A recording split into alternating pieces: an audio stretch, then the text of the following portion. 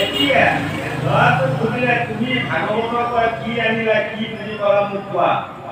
এতিয়া ল'ৰাটোৱে কৈছে মই এটাই লৈ আহিছোঁ পিতা স্বৰ্গ পিতা ধৰ্ম পিতা ঈশ্বৰৰ নাম কৰিব জননী জন্মভূমি স্বৰ্গাদপি গৰিয়সী যিসকল ল'ৰা ছোৱালীয়ে পিতৃ মাতৃ দেৱতাৰ স্বৰূপ মানে শিক্ষক শিক্ষয়িত্ৰীসকলক দেৱতাৰ স্বৰূপ বুলি মানে ভগৱন্তৰ বাক্য বা ভগৱন্তক মানি চলে তেনেহ'লে সেইসকলে ইহকালে পৰকালে য'তেই জন্ম পাব ত'তে শান্তি পাব আৰু ছোৱালীজনী সুধিলে তুমি কি লৈ আহিলা তেতিয়া ছোৱালীজনীয়ে কৈছে মই ভাগৱতৰ পৰা এবাৰ শুনিলোঁ স্বামী লৈ নাৰী পাতে পুনৰ সংসাৰ স্বামী নহ'লে নাৰী দিনতে আন্ধাৰ এগৰাকী নাৰীৰ কাৰণে স্বামীয়ে যথেষ্ট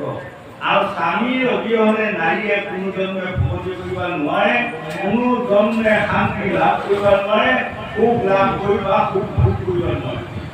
স্বামী ভকতি কৰিলে স্বামী আশীৰ্বাদ পালে সকলো নাৰীসকলে ইহকালে পৰকালে সহায় কৰি দেখিব পাৰে গতিকে এইখন কথা মই লৈ আহিলোঁ বাপে মাকে ধন্যবাদ দিছোঁ হয়নে এই তদুপ আমাৰ ভাগৱতত বুজোৱা এই দুই এটা কথা যদি আমাৰ উঠোৱা যুৱক যুৱতী প্ৰজন্মসকলে লৈ যায় আপোনাসকলে মানি চলে তেনেহ'লে গোটেই জীৱনটো আপোনাসকলে নিশ্চয় শান্তি পাব ভাগৱতে আমাক পৰামৰ্শ দান কৰি আছে বুলিব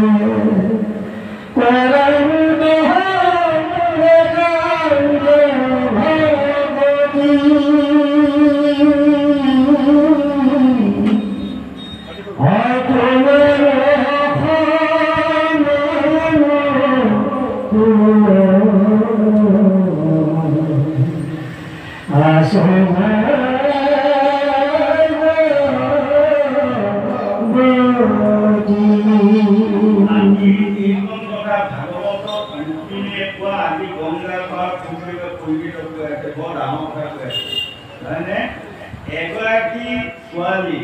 বা এগৰাকী নাৰী বৰ দেখাই শুনাই শুনলৈ ৰূপৱান এই ৰূপৱান বা ৰূপটো কাৰ কাৰণে প্ৰয়োজন স্বামীৰ কাৰণে প্ৰয়োজন যদি এগৰাকী নাৰীয়ে কোনোদিনে স্বামীয়ে নহ'লে তেনেহ'লে তেওঁ ৰূপ বা গুণত কিবা কামত আহিলে নাহিল হয়নে ৰূপ বা গুণ যিমানে থাকক এগৰাকী নাৰী যদি স্বামী নাই বা স্বামী নহ'লে তেনেহ'লে তেওঁ সেই ৰূপটোৱেও কাম নকৰে সেই গুণেও কাম নকৰে যেতিয়া এগৰাকী নাৰীয়ে এজন স্বামী ভজি তেওঁ স্বামীৰ প্ৰতি সুপৰিচালিতা কৰিব পাৰিব তেনেহ'লে তেওঁ ৰূপে গুণে সেয়াহে সহায় কৰি কাম কৰিব নহয়নে বাৰু এক দুই নম্বৰত এজন পুৰুষ বৰ ভাল পুৰুষ আছিল ভাল গুণী আছিল কিন্তু তেওঁ কোনোদিনে পত্নী বিয়াই নকৰিলে তেনেহ'লে তেওঁ যোনটো মহিমাটো বুজি পাব বা বুজিবা কামত আহিবনে নাহে তেওঁ যদি এগৰাকী পত্নী হয় তেনেহ'লে তেওঁ গুণটো তেওঁ বুজি পাব হয়নে গতিকে আমাক বৰ ধুনীয়াকৈ কৈছে সেইকাৰণে কৈছে সেই লোকৰ নাৰী মানে জ্যোতিষ শাস্ত্ৰত ভিভু আদি বাৰমুণীসকলে লিখিছে এজোপা বৰ ধুনীয়া গুণ পাণ জকমকীয়া হৈ থাকে পাণজোপা সঁচা কিন্তু কাক লৈ থাকে জানে এডাল তামোলৰ বহে যোনদিনা তামোলডাল ভাগি পৰিব গুণ পাণজোপা ৰুচি নহয় মনত ৰাখিব যদি শাস্ত্ৰত কয় যেতিয়া গুণ পাণজোপা কোন আমাৰ নাৰী হ'ব আৰু তামোলডাল কোন স্বামী হ'ব হয়নে গতিকে যেতিয়ালৈ এগৰাকী নাৰী স্বামী থাকিব সকলোৱে সহায় কৰিব লাগিব আৰু স্বামী নাই নোহোৱাৰ পাছত তেওঁ যদি অকালতে স্বামী এৰি থৈ যায় তেনেহ'লে তেওঁ সহায় কৰিবলৈ বুলি কোৱা মানুহ নোলায়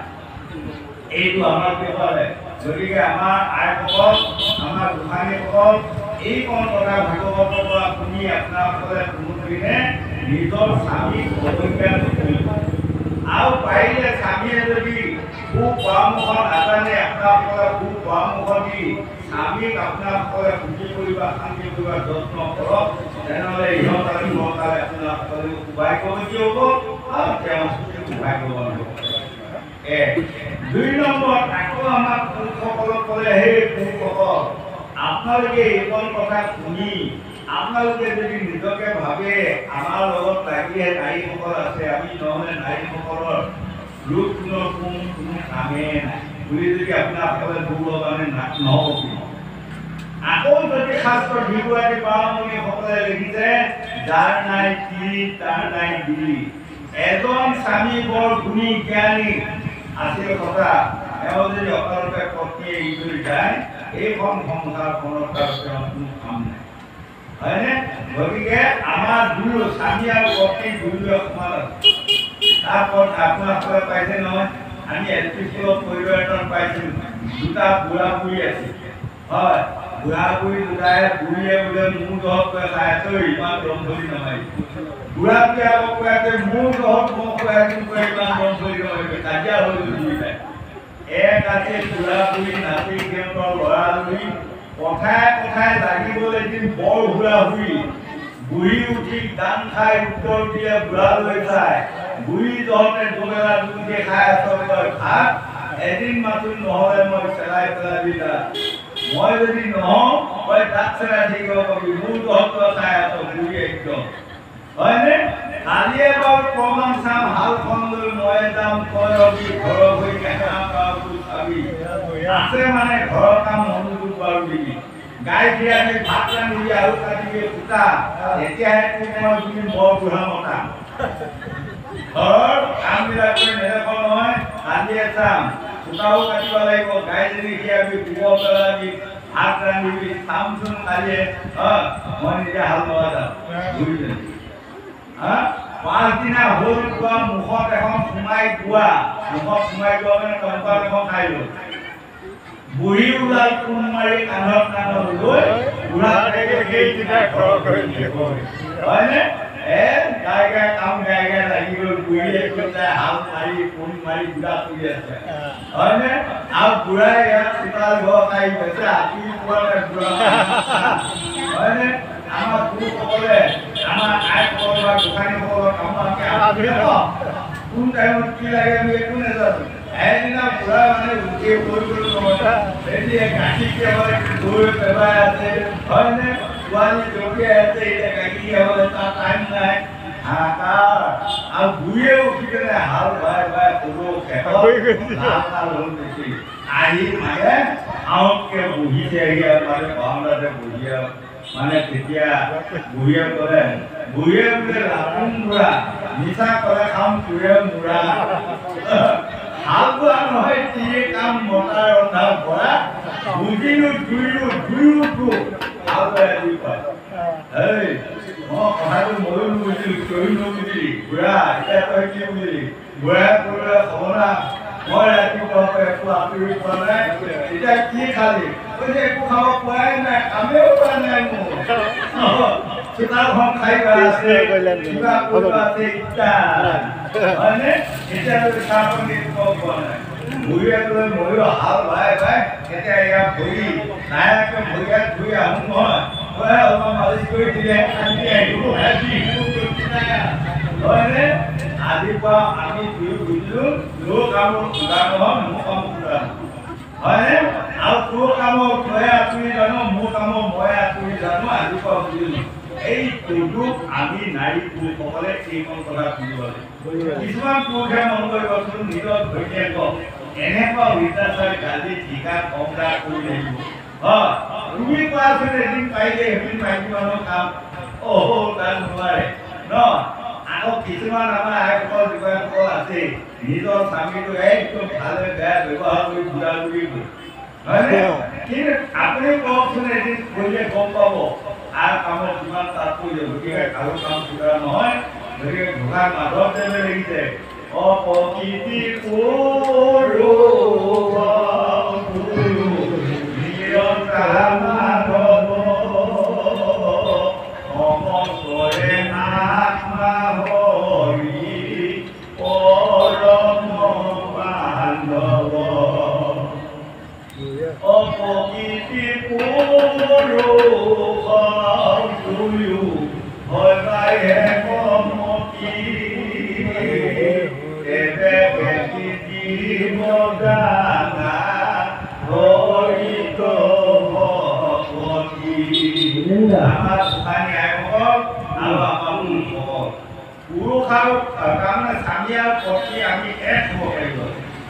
যেতিয়া আমি দুয়ো এক হওঁ তেনেহ'লে এখন পৃথিৱীত আমি শান্তি আনিব পাৰিম আৰু আমি শেষত আত্মাক জ্যোতি দিয়াও সুবিধা এটা ল'ব পাৰিম বুলি ভাগৱতে আমাক বুজাই আছে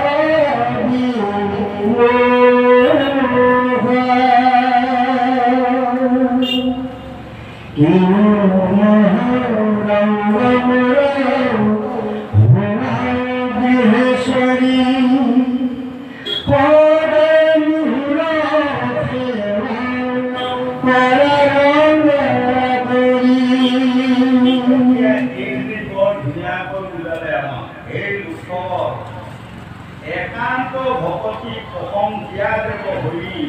সকামী ভক্তকৰ লিংগাত ধৰন্ত মুৰাৰী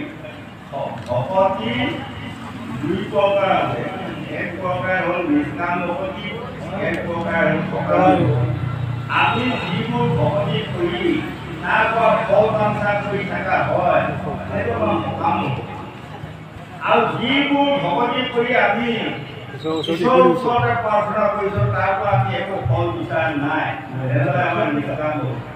আজি আমাৰ যিমান সকল লোকে মহাভাগৱত শুনি আছে এয়া আপোনালোকে কৰি আছে নিষ্কাম হয়নে আজি আপোনালোকে কৃষ্ণ মন্দিৰত মহাভাগৱত শুনিবলৈ আহিছে ইয়াত ধন টকা পইচা পাম বুলি আহে কেৱল ভাগৱত শুনিম তাৰ পৰা আমি দুটি ভাল কথা আমি বুজি ল'ম বুলিহে আপোনালোকে আহি আৰু আমি সকলেও আহি আছোঁ মহাভাগৱতৰ গৰাকী কম বা সুমন কৃষ্ণ মন্দিৰ যায় ইয়াৰ পৰা কিছুমান ধন টকা কম দিয়ে ইয়াৰ কাম আমি যিবোৰ কৰ্ম কৰিবলৈ তাৰ পৰা ফল বিচাৰি ফুৰা হয় তাক কয় সকাম ভকতি গতিকে আমি সকাম ভকতিত পেলোৱা প্ৰয়োজন নাই আৰু এফাকি ক'লে পাৱে পিঠা জমে মুখ্য মুখ্য দাতা মুখ হলে আনক শ্ৰমে সেই লোক তীৰ্থ ব্ৰত পালন কৰিও কিছু ভকতি উপাৰ্জন কৰিব পাৰে কিন্তু কিছু লোকসকলে ধন টকা পইচা নাই কাঢ়ি পেলাই বিনামূলীয়া মন্দিৰ যাব পৰা ক্ষমতা তেওঁলোকৰ নাই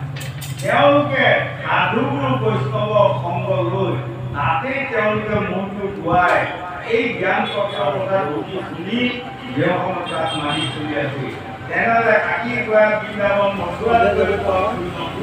তেওঁ গৃহতে পায় দুই নম্বৰ আমাক দেখুৱাই আছে সেই লোকসকল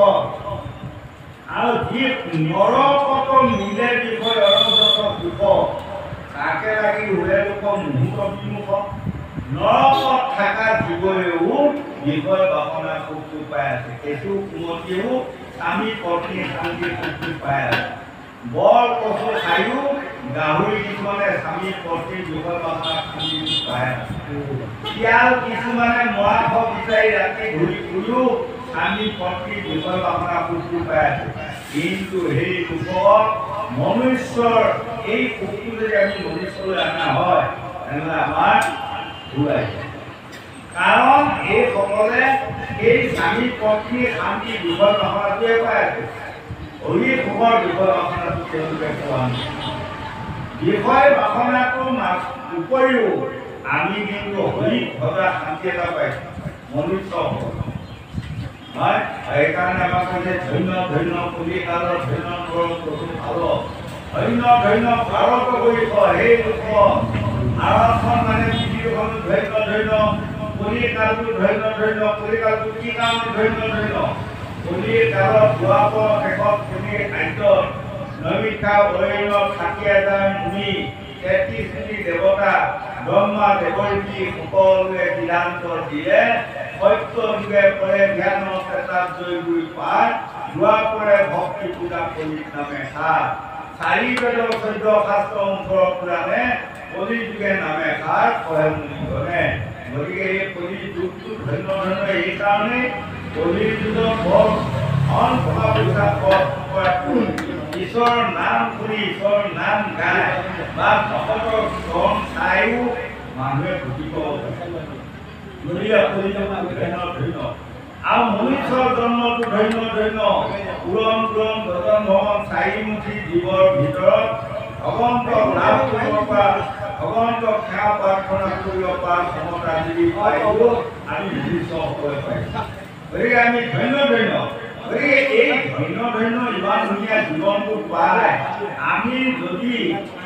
নৰকৰ দ্বাৰৰ কৰ্ম কিছুমান আমি কৰি নৰকত যাবলগীয়া হয় তেনেহ'লে মনুষ্যৰ জন্মটো বিফল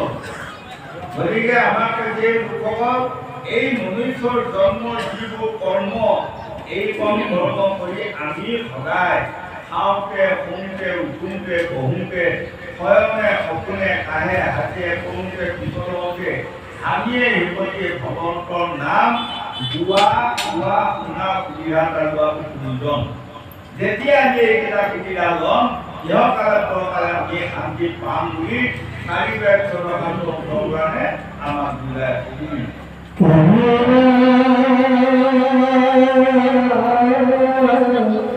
Jaya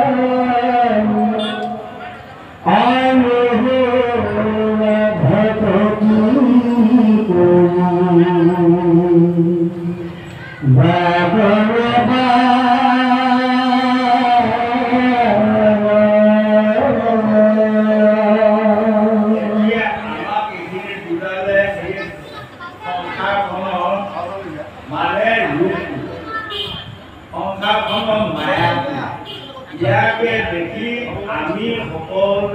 সকলোৱে মতা নাই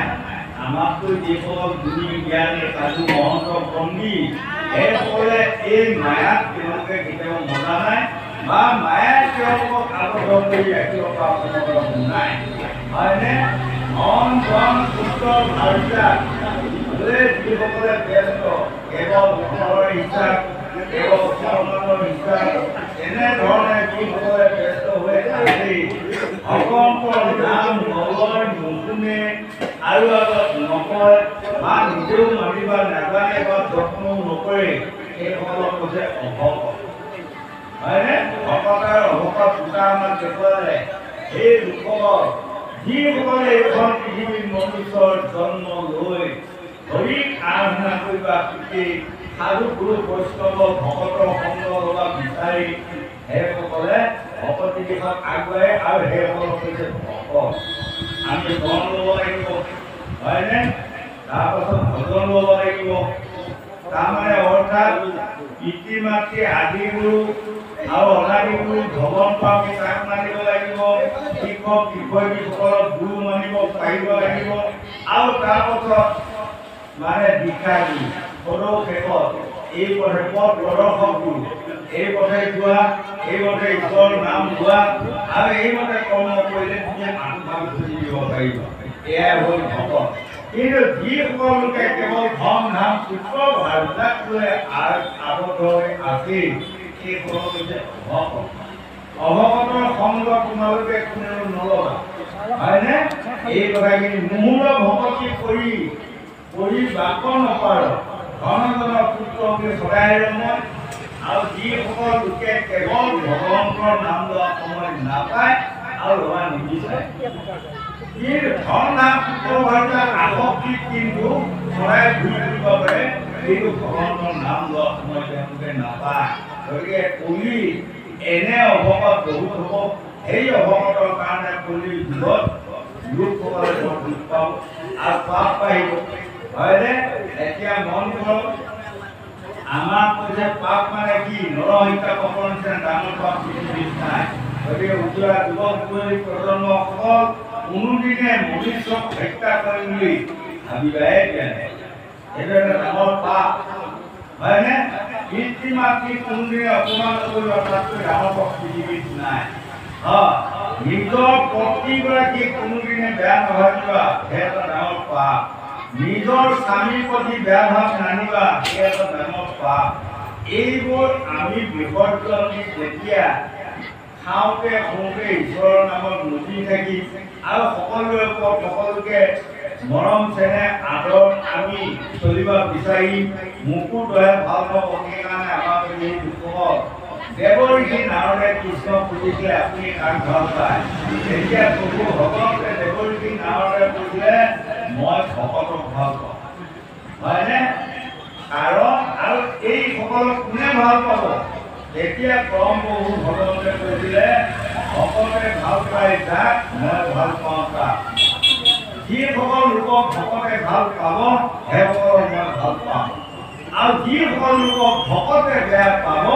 সেইসকলক মই একেবাৰে বেয়া পাওঁ হয়নে গতিকে আজি ইমান আপোনালোকে ভকত গুৰুজনক আই মাতৃসকল আহি মহাভাগৱত শুনি আছে আমি অধমে আহিছোঁ কেৱল আপোনালোকে আমাক ভাল পাব লাগিব আপোনালোকে ভাল পোৱা কৰ্ম মই কৰি যাব পাৰিব লাগিব যদি আপোনালোকে ভাল পায় তেনেহ'লে আমাৰ মন্দিৰ কথা কৃষ্ণক মই ইমান খাতি কৰি থাকিবলগীয়া নাই আমি এনেকৈ ভাবোঁ আৰু যদি এইসকল ভকত ভকতজনীয়ে মোক বেয়া পায় তেনেহ'লে মই ইয়াত দৃঢ়কায় কৰি কৃষ্ণ মোক ভাল পাওঁ মোক ভাল পাওঁ মোক ভাল পাওঁ কৰি লাগিলেও কৃষ্ণই মোক ভাল নাপাওঁ গতিকে এক নম্বৰতে আমাক কৈছে ভকতি কৰি ভকতে ভাল পোৱা মানুহ এজন যদি আপুনি হ'ব পাৰে তেনেহ'লে ভগৱন্তে আপোনাক কথা চুৰি নোপোৱা কোনো অৰ্থ নাই। আজি ভাগৱতে আমাক বুজাই আছে।